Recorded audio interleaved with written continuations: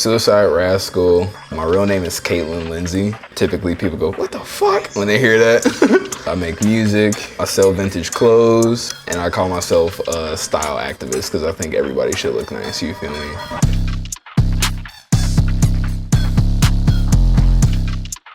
When I was like 14 or 15 type shit, my friend Sonny, I went to high school with him. And he was just a photographer, and then he was just like, man, you dress really cool. So we just started hanging out, and we would go to the thrift store every day after school. Like, literally I didn't do anything else in high school other than go to school, go to the thrift, go home and sleep. At that point, to learn more about vintage, I would just be on YouTube all night, just trying to figure out like how to date everything and like sift through this stuff and know what's good to get and what's like not worth it really, but still cool. And then probably like for 5 years straight, me and Sonny would just like hit up people and just be like, hey, do you want to shoot? I'll style you, he'll take the photos, it'll be free, blah, blah, blah. So then we just kept interconnecting with people around the city like that. Oh, and I met Annie Noker. She was like a big part of all this. I met her up in Columbus, I think like 3 years ago. And then after that, me and her started chilling, blah, blah, blah. My name got into the Columbus scene really. And then she moved and started doing like bigger and better stuff too. So now like people all over the country are finding out about me. Also, I do want to get into modeling really, really bad. Like I'm about to try to send stuff to like a bunch of designers all over New York and try to get into a fashion week. If COVID isn't like rampaging up there, because I don't want to die. But with selling vintage, that just kind of came naturally because I always hated having a regular job, you feel me? Like as soon as I turned 16, my mom would be like, ah! And I'd be like, I don't want to work at Kroger's, you feel me? So like in school, I would like bring like a duffel bag instead of my backpack and just stuff it with man's clothes and then be like, does anybody want to buy something? Da da da da. And then, you know, I would buy lunch with that money and like go back to the thrift store and just keep getting more and more stuff.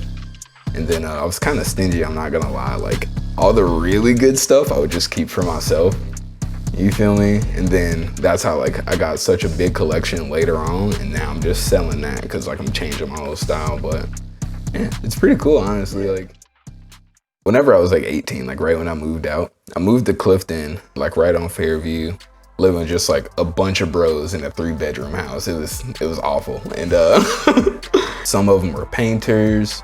Some of us made music, whether it was like rapping or producing or singing, and we were all just friends. And then we were just like, why are we being stupid and not making stuff together? The first song that I made was this song called Emo Bitch. And that was me and my friend Major. For somebody who had nothing out before, it did numbers. Like it got like 2,000 plays in 2 days. And I was like, what the fuck? After that, just kept the ball rolling. My friend Ludwig, he's the one who got me back into rapping for real, because he was just like, yeah, based off your personality, I just think you should come to the studio. And I was like, all right, you feel me? Like late 2016 or early 2017 is when we started throwing shows. My friend John Beckman, he like set it up and everything down at the Mockbee, because the Mockbee has always been there, but like the rap scene was just poop, you feel me? So our first show we had maybe like 60 people or something. Then our second one, we had like near like 150 people. And then our third show, we had like 300. And we was like, how are we doing this, bro? Like most of us didn't go to college, and like, you know, we were just like trying to figure out our places in the world, and that shit was just working super well. The Hivemind tour and stuff too, that shit was fucking wild, bro. We hit 4 cities, met mass new people. Honestly, like some of the best shows of my life too. Yeah, it was wild as fuck. Like beefaroni and cigarettes were like my daily intake on tour. It was weird. After we had dropped everything, like me and Flacco made a song called Pumpkin King. Literally recorded that in the car at like 4 or 5 a.m. and we're just yelling super loud, saying the dumbest stuff possible. And that got like 30,000 plays.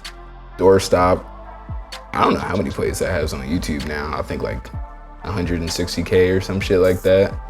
And then like after that point, it was just like another push in my career. And then that was like when I started to find my sound too, when I made that EP. My mother does not like the title, but I fuck 2 bitches for $60.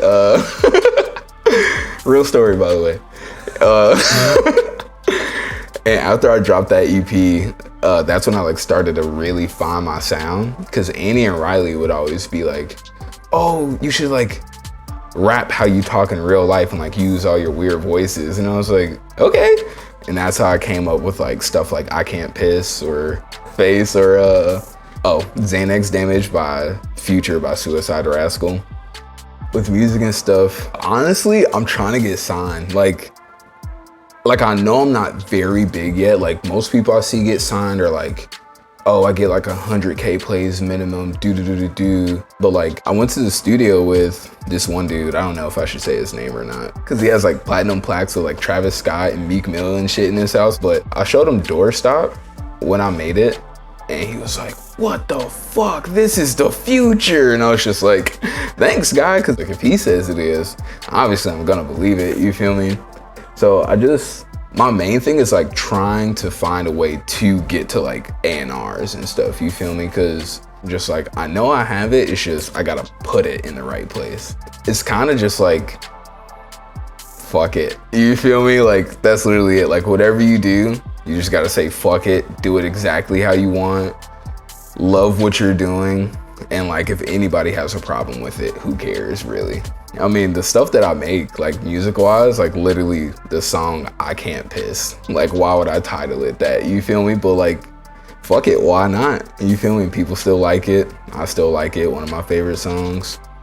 And with clothing and whatnot, I do wear like a lot of women's clothing, but people like don't really say much about it anymore. But there was a point in time where everybody would be like, "You're gay," and I'd be like, well, why would it even matter if I was? You feel me? So I just want everybody to always feel comfortable with themselves, and like, if they can see somebody be comfortable with themselves, hopefully they're like, all right, if he is, I can be.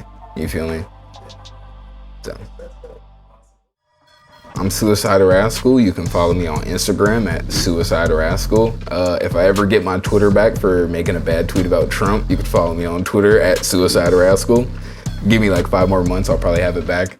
Depop is Suicide Rascal Foundation. I think my next video will be with Father Blaze. Don't have a title for the song yet, but it's really wacky. And yeah, I don't know. Oh, and Dr. Doofenshmirtz will be coming out on Hivemind, but we don't know when yet, but very soon. So